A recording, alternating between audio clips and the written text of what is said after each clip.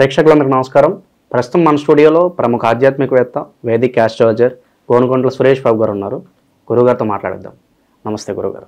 మణికంఠ గారు నమస్కారం అండి. గురుగారు, మే నెలలో మిథున రాశి వారి పరిస్థితి ఎలా ఉండబోతుంది? ఓవరాల్గా 5 మేజర్ గ్రహాలు మనకి మారబోతున్నాయి ఈ నెల.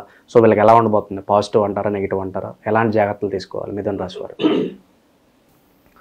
మనకి మిథున రాశి వాళ్ళకి ఒక సామాన్యంగా ఉండే ఇయర్ అని మనం అనుకోవాలండి. వేరే యొక్క గ్రహాల స్థితిని వాటిని బట్టి పర్టికులర్గా మనకి ఈ గ్రహాలు ఏవైతే మారుతూ ఉన్నాయో, బుధుడు వీళ్ళకి గురువు వీళ్ళకి అంత అనుకూలంగా ఉండడండి. జన్మంలో గురువు ఉండటం మంచిది కాదు అని చెప్తారు.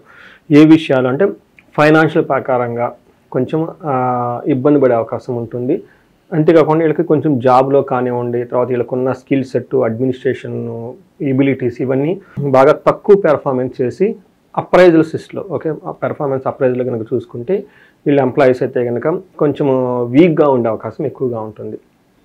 మనకి ఈ రాశి వాళ్ళకి బాగా డీటెయిల్డ్గా మనం అందులో చెప్పుకున్నామండి ఉగాది రాశి ఫలాల్లో. అది చూసుకుంటే బ్రాడ్ ఐడియా ఉంటుంది. ఎందుకంటే ఉగాది జస్ట్ ఇప్పుడు జరిగింది కాబట్టి హోల్ ఇయర్ ఇంకా ముందు ఉంటుంది కాబట్టి చాలా క్లారిటీగా మనకు ముందు తెలుస్తుంది. మనకు ఉదయం కూడా నాకు ఒక క్లయింట్ యూఎస్ నుంచి చేశారు. వాళ్ళు నాది ఉగాది రాశి ఫలాలు మిస్ అయ్యాను, ఒకసారి ముందు అది చూసి మళ్ళీ కాల్ చేయమని చెప్పాను. అందులో నేను ఏమైతే చెప్పాయో ఆల్రెడీ సెన్స్ అవుతున్నారు. అవునండి, కరెక్ట్గా మీరు ఏదైతే అందులో చెప్పారో మేము అది సెన్స్ అయ్యామండి అని వాళ్ళు చాలా క్లారిటీ వచ్చింది. ఎందుకంటే మనకి మిథున రాశి మాస ఫలాలు సబ్సెట్ ఆఫ్ హోల్ ఇయర్లు అనమాట. ఆ హోల్ ఇయర్లో ఎలా ఉండబోతుందో దాన్ని మనం పార్ట్స్గా మళ్ళీ చెప్పుకుంటూ ఉంటాం అనమాట. సో అది వాళ్ళకి బెస్ట్ అడ్వైజ్. ఒకసారి మిథున రాశి ఫలాలు చూసుకుంటే ఇంకా బాగా ఐడియా క్లారిటీ ఉంటుంది. ఇప్పుడు సందర్భోచితంగా మనకి మే మంత్లో కనుక చూసుకుంటే ఇలా కొంచెం ఛాలెంజింగ్గా ఉండే సిచ్యువేషన్స్ ఎక్కువగా ఉంటుంది. సో అంత ఆప్టిమిజంగా ఉండదు, అంత పెసిమిస్టంగా ఉండదు, ఛాలెంజ్తో కూడుకొని ఉంటుంది. అదేందో మనం డీటెయిల్ చూద్దాం. ఇందులో మిథున రాశి కనుక చూసుకుంటే మృగశిర 3-4 పాదాలు, ఆరుద్ర 1-2-3-4 పాదాలు, పునర్వసు 1-2-3-4 పాదాలు అంతా మనకి మిథున రాశిలో ఉంటాయి. పేరు బలం గిట్టి మనం చూసుకున్నాం అనుకోండి, వీళ్ళకి కా, కీ, కు, ఖం, జ్ఞ, చ, కే, కో, హ ఈ అక్షరాలు మోరార్లస్ ఇదే సౌండ్తో ఉన్న పేర్లంతా కూడా మనకి మిథున రాశి కింద వస్తారు.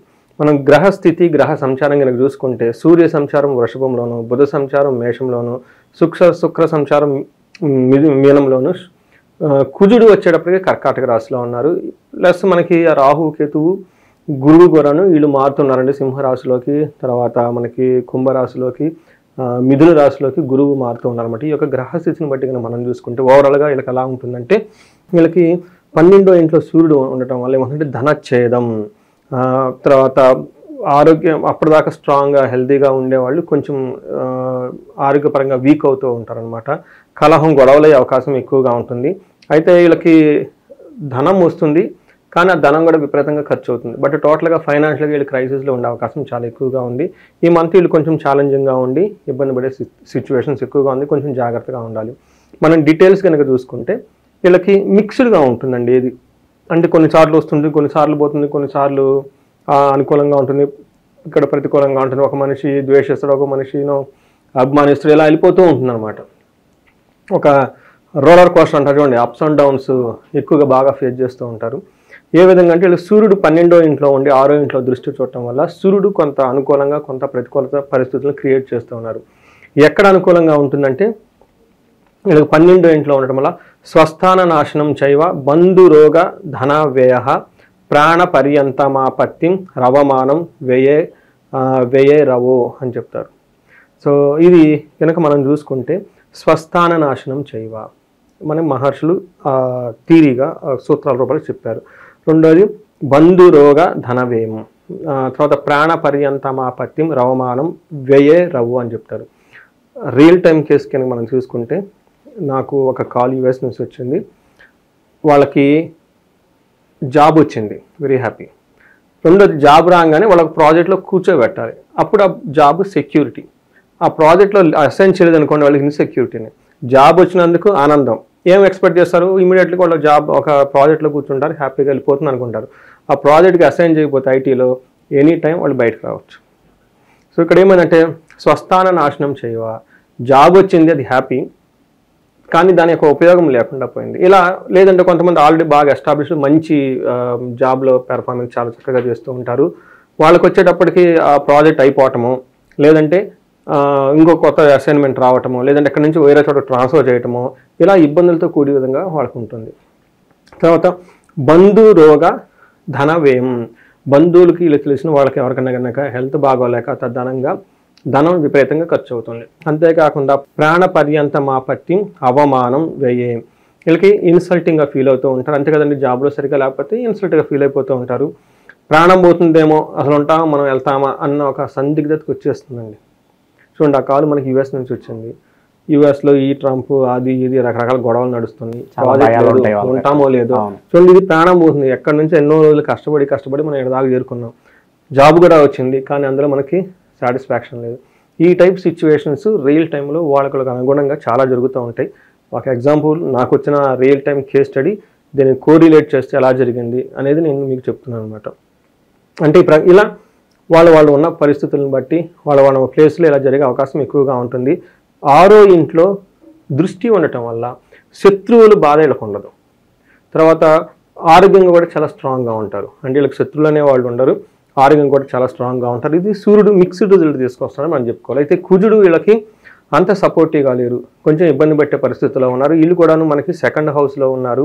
తద్వారా ఏమవుతుందంటేనండి, దేహం బలం తగ్గటం, తర్వాత చేపట్టిన పని నాశనం కావటం, ఆగిపోవటం, కఠినంగా మాట్లాడటం, ధన నష్టం, విపరీతంగా ధనం నష్టం అవుతుంది. కఠినంగా కూడా మాట్లాడాలి, కోపం వచ్చేస్తుంది అనమాట.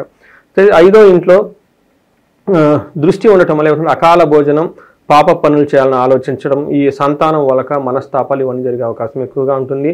9వ ఇంట్లో కూడా దృష్టి ఉండటంతో స్థాన భ్రష్టత్వం, ఇక్కడ కూడా వీళ్ళకి ప్రొఫెషనల్ రిలేటెడ్ మ్యాటర్స్లో ఇబ్బంది కలిగే అవకాశం ఎక్కువగా ఉంటుంది.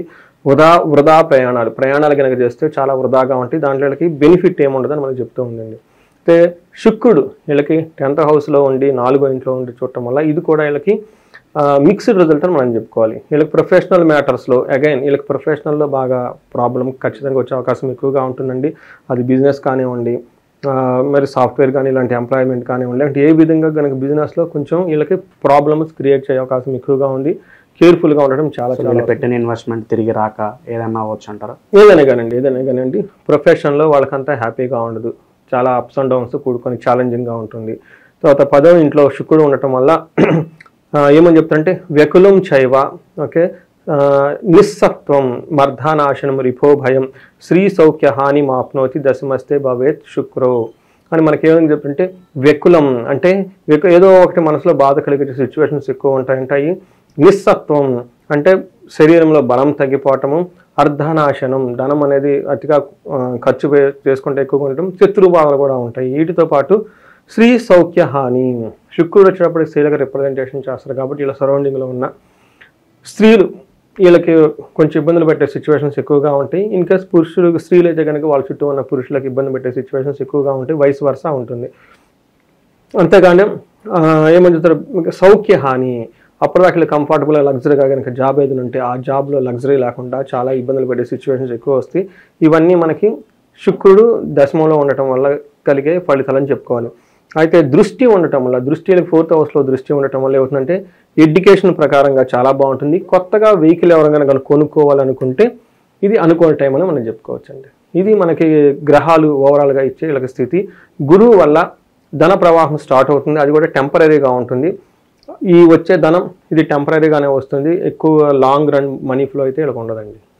గురుగారు, ఈ రాశిలో ఏ నక్షత్రాల వాళ్ళు ఉంటారు, వాళ్ళకి ఎలా ఉండబోతుంది గురుగారు? ఇందులో 3 నక్షత్రాలు ఉంటాయండి, మృగశిర, ఆరుద్ర, పునర్వసు. మృగశిర నక్షత్రం వాళ్ళకి కనుక చూసుకుంటే లాభప్రదంగా ఉంటుంది, తర్వాత సౌఖ్యంగా ఉంటారు, వస్త్రలాభం ఉంటుంది, క్షేమంగా ఉంటారు, పరవాసం. సో ఒక రకంగా చూస్తే అన్ని విధాలా బాగుంది. ఛాలెంజెస్ ఎక్కడంటే మృత్యు భయము, కలహము, ఇవి ఛాలెంజెస్. ఆరుద్ర నక్షత్రం వాళ్ళకి కనుక చూసుకుంటే వీళ్ళకి వస్త్రలాభం ఉంది, సౌఖ్యంగా ఉంటారు, పరవాసం, ఫారిన్ వెళ్ళాలి అనుకునే వాళ్ళకి అనుకూలంగా ఉంటుంది, లాభప్రదంగా కూడా ఉంటుంది. ఛాలెంజెస్ ఎక్కడంటే వీళ్ళకి మృత్యు భయం ఉంటుంది, కలహము, గొడవల అవకాశం ఎక్కువగా ఉంది. పునర్వసు నక్షత్రం వాళ్ళకి దేహం లాభప్రదంగా ఉంటుంది, పరవాసం, ఫారిన్ వెళ్ళాలనుకున్న వాళ్ళకి, అవుట్ స్టేషన్లో ఉండాలనుకున్న వాళ్ళకి అనుకూలంగా ఉంటుంది, సౌఖ్యంగా ఉంటుంది, వస్త్రలాభము చూపిస్తుంది. ఛాలెంజ్ ఎక్కడంటేనండి వీళ్ళకి దేహపీడనము, కలహము. ఒక రకంగా చూసుకుంటే దేహపీడనము, కలహము అందరికీ ఛాలెంజింగ్గా ఉండి, ఆరుద్ర నక్షత్రం వాళ్ళకి సుఖనాశనం, వాళ్ళు లగ్జరీగా కంఫర్టబుల్గా ఏదైనా కనుక ఉంటే అది అవుట్ ఆఫ్ ది ఏమంటారు కంఫర్ట్ జోన్ వచ్చేసి వర్క్ చేయాల్సిన డిఫికల్ట్ సిచ్యువేషన్స్ వచ్చే అవకాశం వీళ్ళకి ఎక్కువగా ఉంటుంది. గురుగారు, ప్రస్తుతం ఉన్న గ్రహస్థితి బట్టి ఎలాంటి రెమెడీస్ వీళ్ళకి అవసరం అంటారు మరి? సో రెమెడీస్ కనుక చూసుకుంటే వీళ్ళకి మృత్యు భయం ఉందండి. అమృత మృత్యుంజయ పాశుపత అభిషేకం కానీ అవి చేయించుకుంటే పోతుంది. ఇంతే కాకుండా వీళ్ళకి హెల్త్ కాంప్లికేషన్స్ ఇంకా సీరియల్ వాళ్ళు ఆయుష సూక్తం చదువుకున్న బాగుంటుంది. కొంతమందికి ఈ వర్క్ అవుతుందా లేదా, ఈ పని ఉంటుందా లేదంటే ఈ బిజినెస్ ఉంటుందా లేదంటే వాళ్ళు తలపెట్టిన ఒక కార్యక్రమం డౌట్గా ఉంటారు. ఇది కూడా ఆయుషేనండి. ఆ పనికి కూడా ఆయుష్ ఉండాలి. అందుకని ఆయుష సూక్తము, అమృత మృత్యుంజయ పాశుపతం వ్యాపారస్తులు కానీ చేయించుకున్న చాలా బాగుంటుంది. అక్కడ సంకల్పం వ్యాపార నిమిత్తం, ఓకే, మనిషికైతే మనిషి గురించి నువ్వు చెప్తాం అనమాట. అలానే కలహము మరణం కూడా చూపిస్తుంది. గొడవలు అయ్యే అవకాశం ఎక్కువగా ఉంటుంది. చిన్న చిన్న గొడవలు అయితే దుర్గా సప్తాహంలోకి చదువుకుంటే సుబ్రహ్మణ్యేశ్వర స్వామి ఆరాధన చేస్తే సరిపోతుంది. ఇన్ కేసు పెద్దదిగా సీరియస్గా ఉంటే వీళ్ళకి చండీ హోమం చేసుకుంటే చాలా బాగుంటుంది. మన్యు పాశుపత అభిషేకము, చండీ హోమం ఈ రెండు చేస్తే చాలా బాగుంటుంది. ఇలాంటి కనుక ఎవరైనా సిచ్యువేషన్స్ ఫేస్ చేస్తూ ఉంటే. బట్ మిగతా అన్ని విషయాలు సౌఖ్యంగా క్షేమంగా అంతా బాగున్నారు కాబట్టి ఇంతవరకు చేస్తే సరిపోతుంది. వాళ్ళు కందులు 1 కేజీ దానం చేసినా, కందిపప్పు దానం చేసినా కానీ బాగుంటుందండి వీళ్ళకి. మిథున రాశి వాళ్ళకి ఓవరాల్గా మే నెలలో ఎలా ఉంటుంది, ఎలాంటి జాగ్రత్తలు తీసుకోవాలి, చాలా బాగా వివరించారు గురుగారు. ధన్యవాదాలు. ధన్యవాదాలండి.